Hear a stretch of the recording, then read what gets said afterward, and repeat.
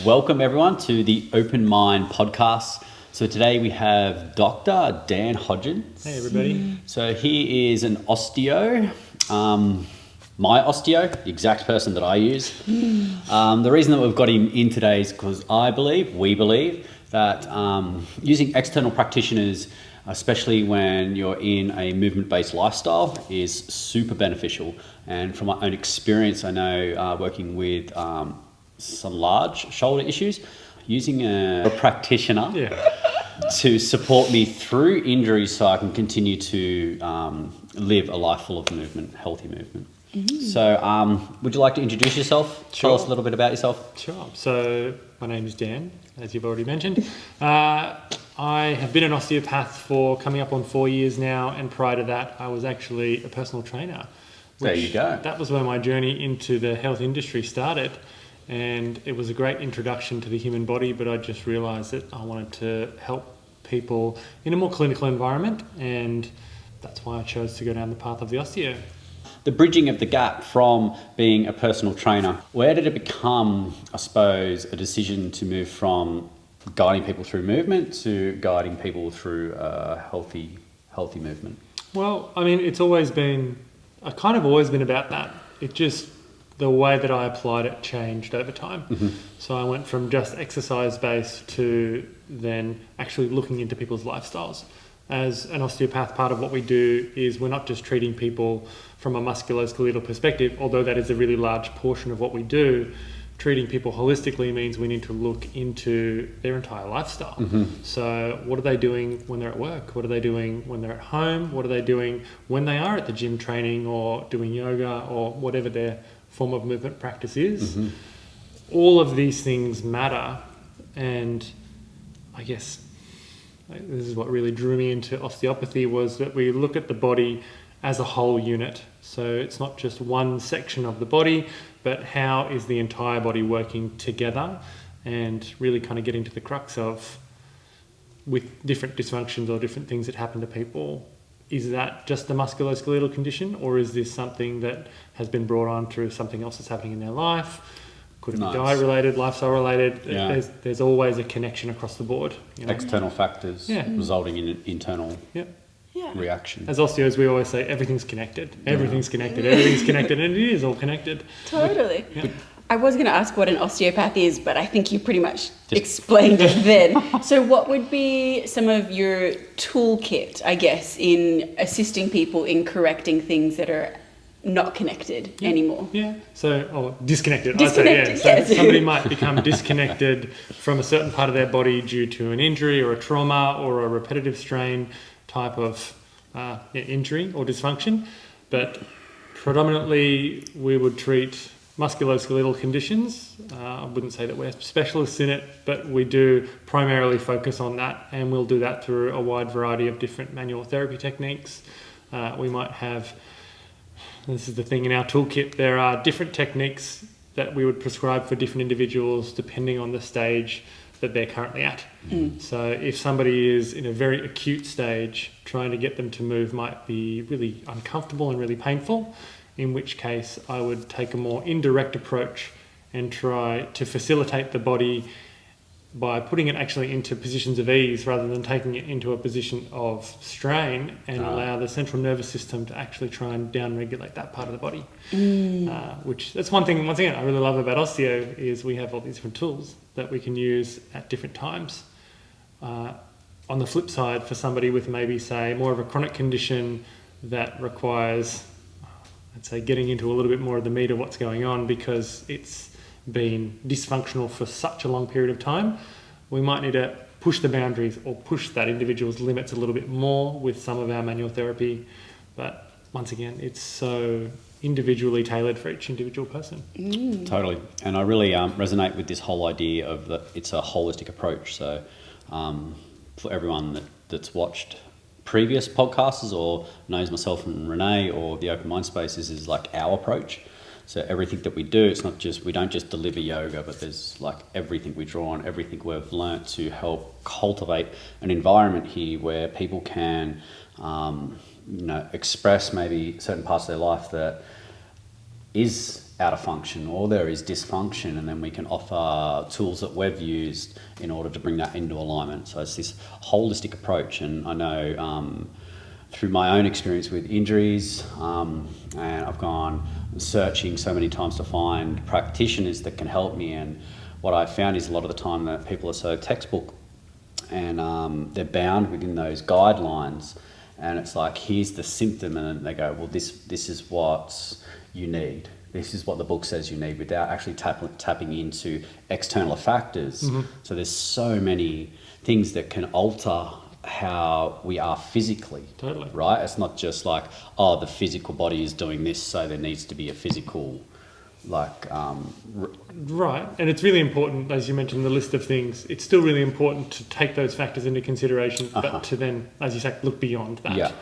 And moving on from that, like, it's like I'm very particular about who I invite in to work on my body.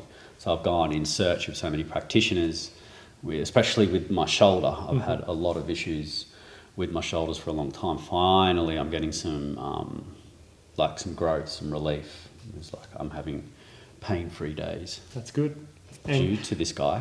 Fun story though. Story that, you know, I never, even knowing you for the period of time I did, and I knew that you'd had shoulder issues, but didn't realise we had similar shoulder injuries that happened probably roughly around similar times, but they manifested very differently in each of our bodies. Yeah. And it took a certain kind of going down a certain pathway to overcome that and then move beyond that. Totally. You know? So, and this is what I found with working with Osteo. So there's like this holistic approach to like the body and how the relationship between all systems within the body and then the external factors. So I suppose the question is how your approach to that, what it is, your own unique approach to what you're offering to your patients.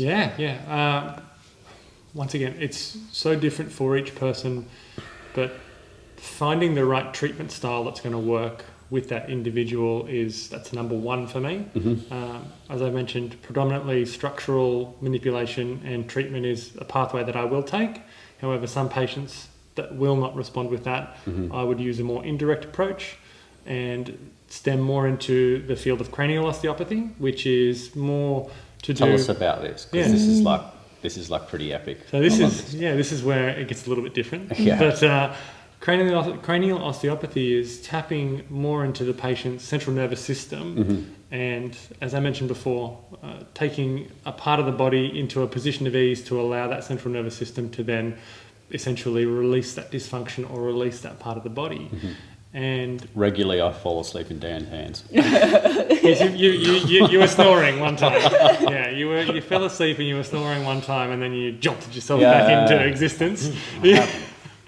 But it responds differently to different people. I was actually having a chat with a patient about it yesterday who asked, you know, are you a cranial practitioner? I heard that you did cranial osteopathy. And I said, yes, I do. It's more of a calling rather than something that you go for. It's so tied into the way that I perceive the world through my fingertips and the type of intention that I place into each individual patient. And this is what we want to hear. Yeah. So, and it's an interesting experience. The last treatment that we had, I was placing just one hand on Murray's shoulder and I had one at the base of your head, and I was actually taking certain muscles into a position of ease, and whilst doing that had my intention through the movement that I was doing to target the tissue that we were working on. And within about 1 to 2 minutes I actually started getting a lot of feedback from your body, and your muscle started to engage quite heavily. And you were snoring, and then you woke up from that snoring sleep and just went, oh, and your whole arm was doing a dance. And the interesting fact behind that, we got that muscle to open up and release, but then you did mention to me within the following 24 to 48 hours. Quite painful. Quite painful through that shoulder.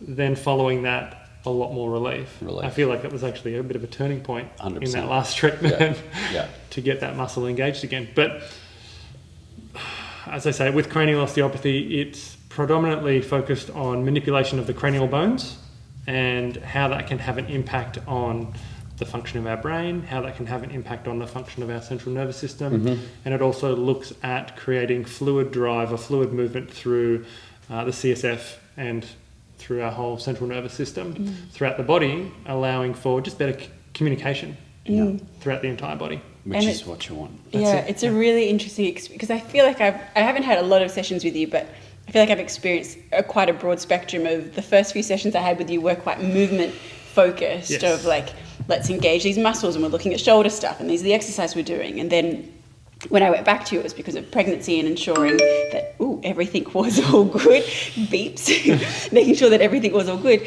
But I felt that, it went to a much gentler approach, which was that craniosacral movement and touch, and a really interesting touch, because your hands are so still, but there's so much happening. Like it felt, I don't know, I don't even know the explanation. It was like little waves happening in your hands, and it was just, I suppose as someone who's energetically aware as well, there's just so much happening. Like even though your hands feel still, it's like you're playing an instrument, a piano or something like that. It's really cool. A lot of people liken it to the tide.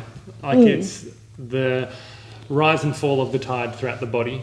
And we call it this, and many practitioners do call it this. There is this inherent flow that runs throughout the body, flow of energy, flow of fluid, and when we kind of tap into that, so from a sacral position where I've been before, I'll take that sacrum into a position of ease and actually then allow the body to release itself essentially. But in doing so, that also creates that intention of that flow to start coming back and forth through the system. And some people do, they liken it to, it feels like there's a wave kind of created underneath me, and that rhythm, or that primary respiratory mechanism rhythm, follows a certain I should say set number, kind of like a heartbeat. When we're at resting is low, when we're at moderate intensity it goes up, and when we get higher intensity it goes up. It's a really similar thing with the tidal flow that can be felt from the base of the skull all the way down to the sacrum. It's a really cool feeling, and you should go check out Dan just to like have him do that to you. It's just like really cool, because I wasn't expecting Even if it. there's nothing wrong with it. Well, this is the thing. Like, there's something might not be structurally wrong with somebody when they come in to see me, but they might just feel like they're, maybe a little bit run down, or they're just not getting enough sleep. Things just don't feel right within their body. And I'm not saying that it's the thing that's going to fix it or cure it or anything like that, but it has been shown with many patients in the past to just kind of help people get back on track with just how they're feeling internally. Absolutely. Totally. And this is like why we got you in to do a podcast, is because when myself and Renee identify something in our community that we believe in, and we've tried and tested and gotten the results, then we believe it's to be shared with everyone. It's awesome, that.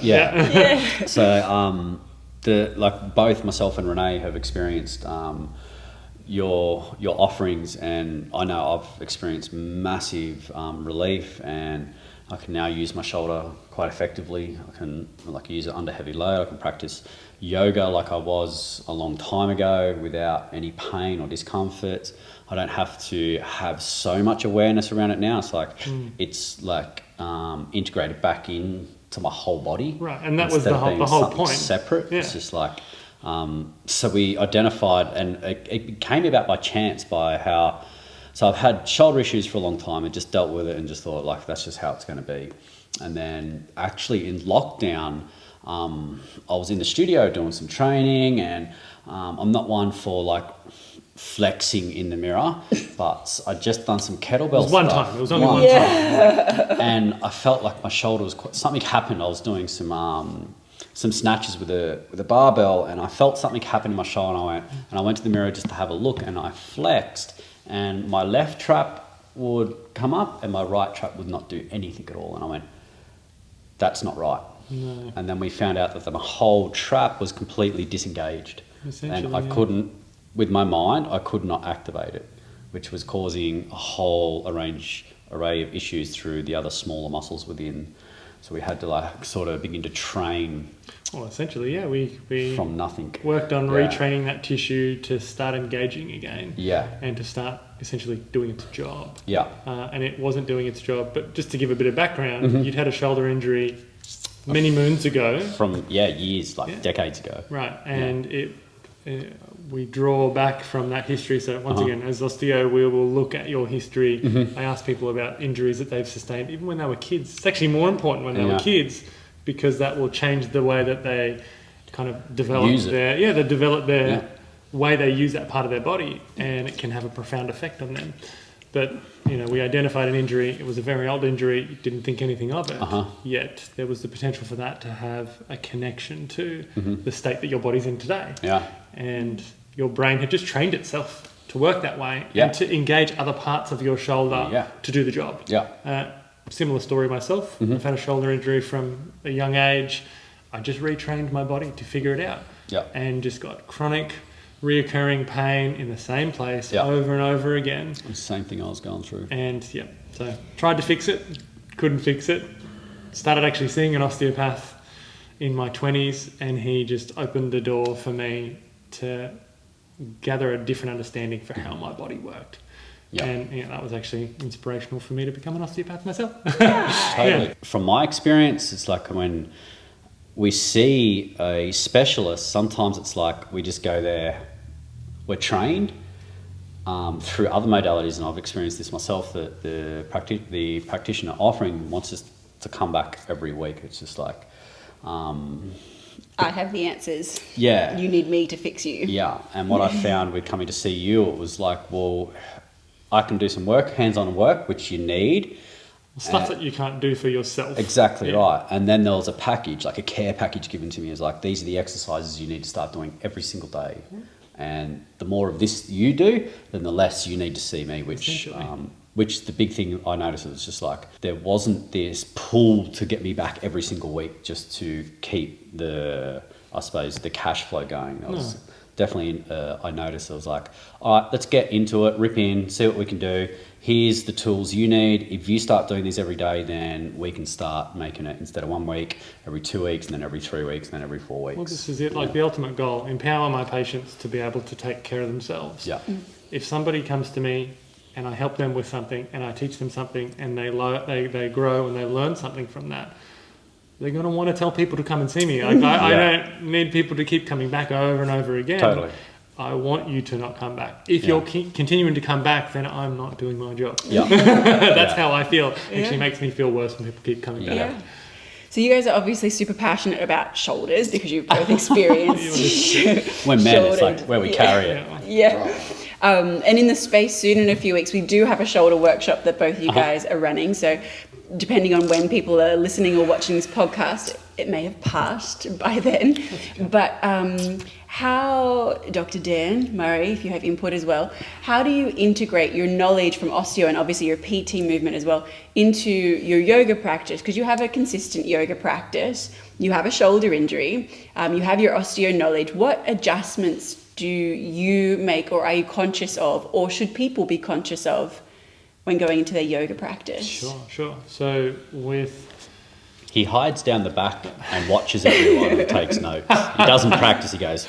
Just like, person that B2. Yeah, I've got this whole place gridded out. Yeah. I can't believe the teacher just cued that. No, I see so much benefit in preparing yourself before any practice. Nice. Straight away. So before any practice, wrist prep, elbow prep, shoulder prep, and hip prep are important things for me because I'm trying to remain as bulletproof as I can throughout my whole body. Some people I've taught that along the way. Some other people are willing to learn that. The shoulder workshop is going to be a great place where I can actually start teaching people the tools that they can use to come in before a practice and just prepare their body better before diving into practice. I think I started practicing yoga probably 15 years ago, and I remember I was naturally good at it, but I wasn't doing it right. And that may have played a role in why my shoulder would get bad and get good and at different stages, and flare up at different stages. All that said and done, the past few years of getting back into yoga, I've really integrated this back into my practice, and just these things don't bother me anymore. They're not a problem for me, and I look at a couple of people that I've helped actually in the space that weren't able to do things, and I secretly watch them do things now, and I'm just like, yes, they're doing the thing. Totally. And that's right. Like, so we use Dan as the go-to. Like when anyone ever comes to me and goes, this is going on, I share my experience. I go, we have someone here that practices here. He's connected to yoga. He has a modality. So we just start spearing people into him because why? Well, I have an experience where yoga started to cause more trauma in my shoulder than it was healing. And I don't want to see that happen to other people. And it's quite a common, shoulders and wrists are quite common injuries in yoga because especially in vinyasa, ashtanga, power vinyasa, the main moves, chaturanga, high to low, plank, is very shoulder, elbow, wrist heavy. And when it's not cued properly, or when people get caught up in the inhale, exhale, up, down, like, it's very easy to not focus on your form and just try and get through it. And I know for me, when I first started learning yoga, like, front of shoulders was the first big ouch to happen, that I just went off yoga altogether for a while. So having that awareness. So from your experience, so wrist prep, like few pre-practice prep things, is there any markers that you know or you've seen in people's bodies or people have shared in their bodies of they should back off or they should seek assistance or they should modify? Like, what are any kind of markers, not necessarily just in the shoulders, but... Yeah, totally. Yeah. So like a straight up marker for me is just seeing how that person's standing posture is, or seeing how, are they rolled in forward? Are they sitting to the front? Are they swaying back? Are they tipping to a side? Are they going to be loading more on one side than the other? Oh my gosh, I can't do all those things as you're like talking about, like... I feel like we should get up and swap, so we actually change the whole way that we're sitting. Lucky Murray gets to sit in the middle, but that's okay. That's it. Keep going, sorry. So markers are straight away postural markers, and also I look at what people do when they first come in. I'm just to observe what people are doing when they first come in. Some people are prepping, some people are breathing, and everyone has their practice, and everyone gets into their right space for themselves, the way that they want to do it, which is fantastic. However, sometimes that could be of a detriment to wrists, elbows, shoulders, things like that, if they have something that they should be addressing before they get into their practice. And once again, it looks different for everybody, but probably the biggest marker for me is taking a look at just how they're sitting in their body, where they're sitting at that neutral position, and then how they go from that to their first engaged position, and how they manage that, how they feel with that, and how their body responds to that. Yeah, so for someone listening or watching, the awareness starting to, which yoga invites in anyway, that body awareness, but starting that from before you even practice, like as soon as you walk in the room, having that, okay, my shoulders are a bit hunched, I really kind of need to draw them back, or my wrists are feeling a bit sore from a day of typing, like I should be warming them up a bit more, or that kind of stuff. So having that body awareness before instead of handing all the power over to the teacher of, you tell me how to do this, it's like, well, I know that my shoulders get a bit sticky, so I should be warming them up somehow. And that's where I would look at the things that they can be doing external to their yoga practice that are going to help to kind of build that foundation for their body, whatever that may look like. It might look like just a really simple TheraBand rowing exercise on a every second day basis to build up the strength behind their back. It's funny, everything happens in the front of our body all day long. Everything's traveling in front, and we just see all of this. I have no idea about this back here. Oh, there's a back there. Yeah. So making sure that we're engaging the lower part of the back body, upper part of the back body. And like I said, it might be something really simple, but it could be that one thing that just pushes you on that pathway to being able to become more aware. See, and you say bodily awareness, some people want that awareness but don't know how to connect with that awareness. And that's where, as you were saying before, kind of seeking the right person or practitioner or someone that is educated in that field of helping you understand can be invaluable in moving forward. Because when you go into a group class, there's only so much that the teacher can assist you with. Like it's one person attempting to guide 20 plus people in a room, so it's difficult to catch everyone's little nuances, so it's invaluable. Even as you were saying earlier, if nothing's particularly wrong, going and seeking the assistance of one-on-one practitioner, because I know you've even caught in my body, like, hey, do you know that you kind of lean a little bit this way, or this hip's a little bit tilted, or things that you're so used to because it's the habits that you formed in your body, that it's really great to have someone go, be aware of this. So I now go, okay, when I'm in my practice, I really do need to activate my back to ensure that my shoulders are, that's like the first thought, that's my priority thought for this practice, is back activation or core activation, or not stretching my belly, whatever it may be. Having those like little tips, so that even though you're hearing the teacher say shoulders away from ears, you're like, yeah, okay, but Dr. Dan said I really need to, like, for my back, I really need to squeeze this.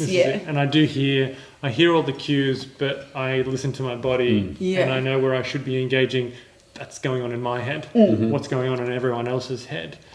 Are they just following the cues because their bodily awareness is, well, they've told me to do this and this is what I have to do. It doesn't feel good, but the teacher said do it, so I'm going to do it. General cues. But it may not be the right thing for that individual at that point in time. Absolutely. And there's only so much time that a teacher can go, okay, here's your options, like option 1, option 2, option 3, option 4. Okay, we're 5 minutes in and we haven't done like we haven't gone anywhere yet. And class is over.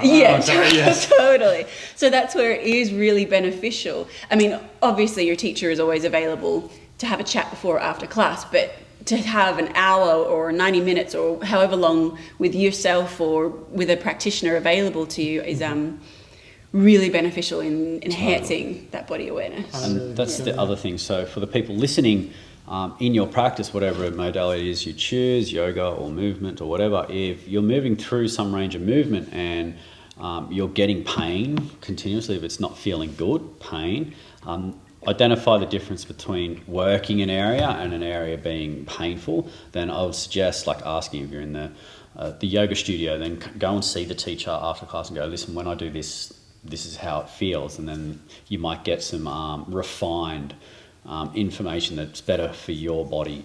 Or if you're suffering with the injury, then don't just keep suffering in silence and keep coming grinding through it, because this is what I've done. It just got worse and worse and worse until the point where I couldn't do chaturangas.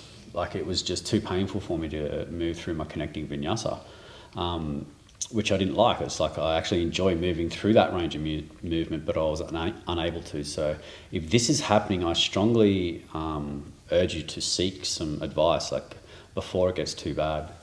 This guy here just went out on his own. Yes, I did. Yeah. We're pretty stoked about that. So it's all sort of come together at once. When Dan first moved to Newcastle, we connected through a movement gym that I was going to. Then I started seeking therapy off him. He started to come here and do some yoga. We identified that shoulders are a big thing, especially in yoga. We both have a relationship with the shoulders. So we wanted to offer that as a workshop. So we're going to be holding a workshop soon for healthy shoulders in yoga and out there in the real world. Also, he's just gone out on his own in the last week, 2 weeks. What's your business? What's your website? What's your handle? Give yourself a plug. So Elements Osteo, based in Newcastle. It is the reason why I connected with Elements. I liken it to the 4 elements and how they actually can play a role when you look at the human body. That there are different elements to each individual that comes through my door, and I like to highlight that to everybody, just how it needs to be presented to each individual that comes through the door. Perfect. So Elements Osteo. Elements Osteo. And what is your Insta? Elements Osteo. Do you have a Facebook? Elements Osteo. Do you have a website? Elements Osteo. Sweet. So .com.au. .com and .com.au. I got them both. So we use this format to offer to our community things that we've found useful to us. I think it's a big thing, like, we're in this position where we're able to offer this, so we trial this stuff ourselves, and then when we find the stuff that works, we offer it to the community, because I know there's a lot of people out there that could use this stuff. One more thing we were going to talk about was the dry needling. So I know you've got, like, and this is the reason I became connected with you, because I noticed that you don't just have like a narrow-minded approach. It's not like every person that comes in, this is how it is. I just noticed there was like a different approach when you're faced with certain things. It's like, all right, this might not be working, so let's try something else. And I even noticed with my shoulder, it was like you're working with me for a while, and it's just like, well, what else can we do? Because this is like a large issue. I can't just ignore it. We need to like start trying different things to find out what's going to be the best solution for the problem. Yeah. So we started with some exercises, and we both came up with the idea. We've done some dry needling. Yep. Super, like I'm not, yeah. It's not, you weren't a fan. No. No, that's okay. Some people are fans, some people are not. Not a fan. Some people respond really well, some Yeah. people don't. And that's the thing with different types of treatment. But then we found the TENS machine, so some electric shock therapy was what actually started really helping me, like with the exercises that were offered. And it was just like, well, how do we get, what else can we do to get this part of the body firing? So we both done some research, and then we found that this may be the path to go. So I found for me that was a really good option, but I know you also offer dry needling. Yep. Can you talk a little bit about that? Sure. So with dry needling, I'll use an example of a recent patient, someone that doesn't do a lot of mobility work but goes to the gym quite a lot. So they do a little bit of lifting, and the body has bound itself up and it's become quite tight or quite hypertonic. Trying to use manual therapy with certain individuals that might be presenting like this can be a bit painful and troublesome and hard to get a response. Whereas with dry needling, the theory behind dry needling essentially is we're putting needles within the belly of the muscle. The point behind that is we're actually trying to trigger the tissue to fire and cause what's called fasciculations in the tissue, which is where you get that kind of muscle twitch, which people either love or hate. there's camps. But when we get those fasciculations, what actually happens is that sends a message to the central nervous system to essentially open that tissue up or release that tissue from this bind that it's been in. Patients, they comment that they, were in a little bit of pain, potentially within hours to one day after getting the treatment. But then after that, once the tissue was kind of settled, fluids come through there, we've got some more movement through those muscle fibers, they tend to get really good results. Yeah. So I use it with, like I said, certain patients. It's part of my toolkit, but it's not for everybody. Yep. It might be for you, but it might not be for you. And it's not for me. It's definitely not for you. Now, we've discovered that it wasn't for you. And it's different to, because people always ask me, like, isn't dry needling acupuncture, which it is definitely not, because there's two very different intentions as to why needles are going in the body. So as you just explained, with dry needling, it's more so about that muscle activation and release, whereas with acupuncture, it's more so about energy points and meridians and coming from more so traditional Chinese medicine. So there's two different intentions behind that. Intention is it's an interesting thing when I talk to people about the difference between it, because if people don't know what acupuncture is and they have no idea about meridians, they have no idea about these things, and they get some dry needling and they get a really good response and go, oh, well, I've done some research and you were actually in an area that had this meridian and I should have been experiencing something here, but I didn't know that was there. And it just, the intention and the belief of the individual can play a big role in how that person's going to get better. Absolutely. Yeah, for sure. Absolutely. Which is a whole other topic. That's a whole other kettle of fish. It's a whole other kettle of fish. That's awesome. That's it. Thank you so much, Dr. Dan. Thank you, guys. Anything else any other wisdom that people should hear about osteo that needs to pour out of your brain? That the body has its own inherent mechanisms to heal itself. As an osteopath, we try to find that, focus on that, utilize that, and then leave it alone. Like, find it, fix it, leave it alone. These are the tenets that we should be adhering to when we're trying to treat individuals in any capacity. Totally. Yeah, the body's always looking for homeostasis. Always looking for 100%. balance. Yeah, 100%. So cool. And sometimes it just has trouble finding its way. Yeah. And that's where I come in and I try and help it find its way. There you go. That's it. A little one. Just give it a little nudge. Awesome. Thank you so much for sharing all of that. Thank you, guys. Sweet. So if you're hearing this and if you're in our community, in the space, in Newcastle, and there's some stuff going on within the body and you would like to connect with a reliable practitioner, we can steer you in the direction of Dan. Outside of of Newcastle, if you're listening to this and you're connecting with some of the things we're saying, then I would suggest finding a reliable practitioner and start getting this stuff sorted straight away.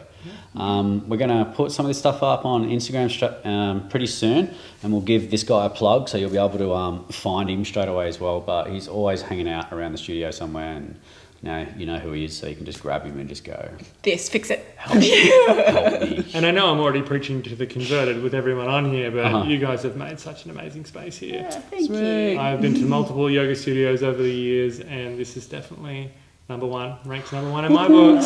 Thanks, Dr. Dan. All right, till next time. Yeah, enjoy. Take care. Thank you.